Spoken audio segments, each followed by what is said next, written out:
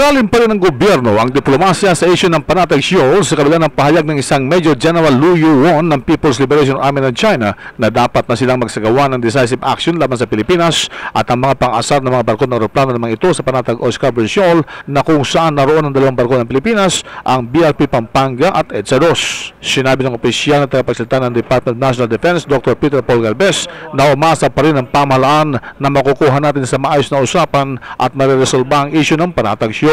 Ito ang nilinaw sa mga defense reporters ni Dr. Peter Paul Galvez, ang opisyal na tagapagsalita ng Department of National Defense sa Campo Aguinaldo. Our present, we still maintain what we had before, no? We are still optimistic with the we continue to stand for the peaceful initiatives towards this resolution of this issue. We are in continuous talks. There's continuous open communication, discussion with regards to this issue. So we're still optimistic that the DFA, these discussions led by DFA, will come out fruitful. Sa mensahe ng isang Chinese general, opinion daw niya yun, yes, personal. So anong sagot natin dito? Well, sige, basahin natin yung, tinignan ko nga yung nakasulat naman dito, it's the last page.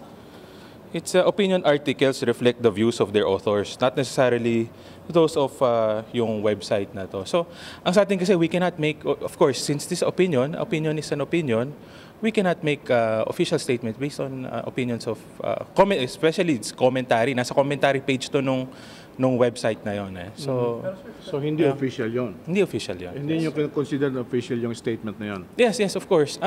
We maintain that well, certain people would of course have their own opinions, and of course in different settings we could all have our own opinions. Pero sa atin dito, we maintain as a department, we maintain the peaceful initiatives, and nagkakaintindihan naman tayo na wala naman may gusto ng anything other than resolving this issue peacefully. Ang paliwanag ni Dr. Peter Paul Galvez, ang opisyal na tagapagsalita ng Department of National Defense sa Campo Aguinaldo. Iyan ang RH News, RH 911 Bing Formento, naglilingkod sa pagbabalita.